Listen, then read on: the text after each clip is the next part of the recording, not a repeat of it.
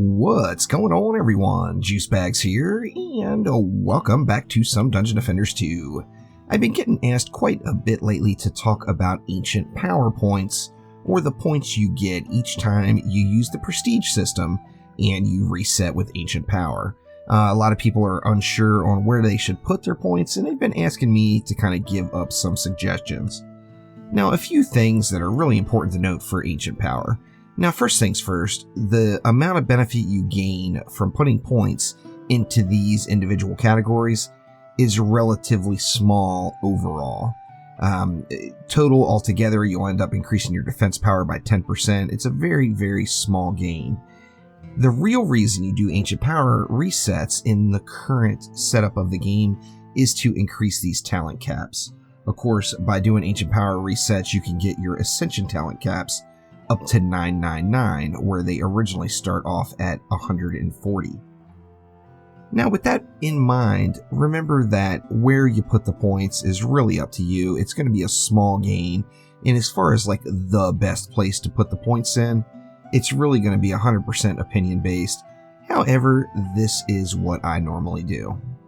Now, before I go into it, another important thing to note is the first point you put into a category is the most valuable point.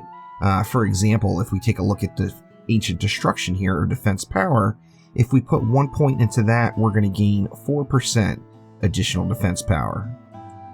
And then now if we look at the tooltip, if we put another point in it, we're only going to gain an additional 2%.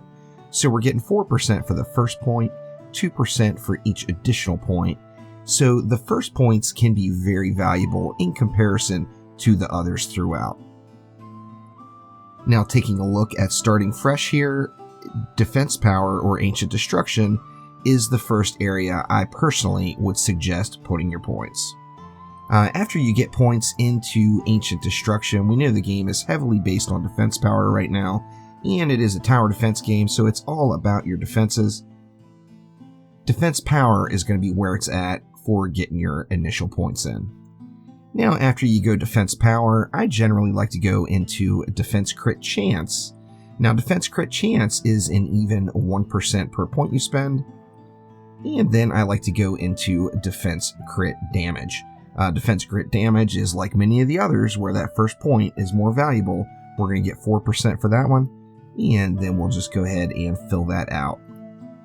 Now, one thing you'll notice is I do put points into my hero damage or ability power or hero health places absolute last, with one exception, and that is the Ancient Lifesteal can be very, very powerful.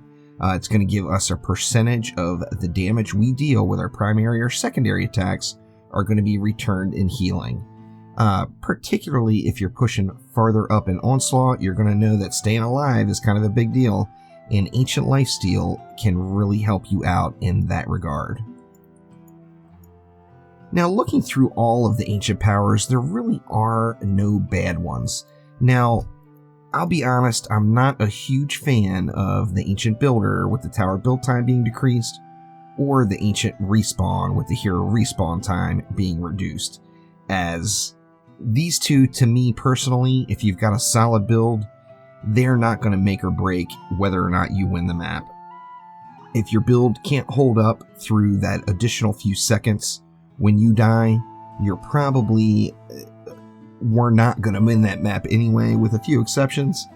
And of course, the tower build time, that's going to be a non-issue, because I personally am going to build all of my defenses that I can in between waves during the build phase. So then, of course, the build time doesn't mean anything.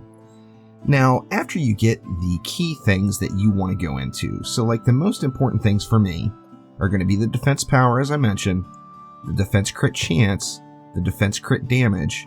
I went on and went into Defense Range. I'm going to also go into Ancient Fortification for Defense Health, and then I personally would take the switch then and start focusing on the hero aspect. Now, of course, we have no choice because that's all that's left other than Ancient Builder.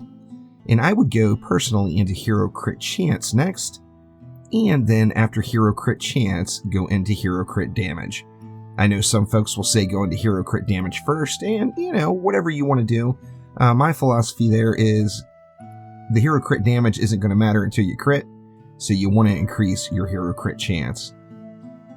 Now, once you have all of the basics filled in that you're really concerned about, you're going to want to go ahead and take any leftover points and put them in the various categories to get that 1 point bonus.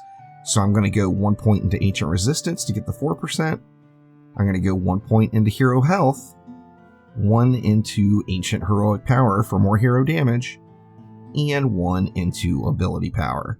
Now, I do have 5 points left over. I'm at a point in my journey where survivability is definitely an issue, so I'm going to go ahead and fill out Ancient Health the rest of the way, and then I have 1 remaining point that I can put into Ancient Resistance to try to make it so I'm taking a little bit less damage.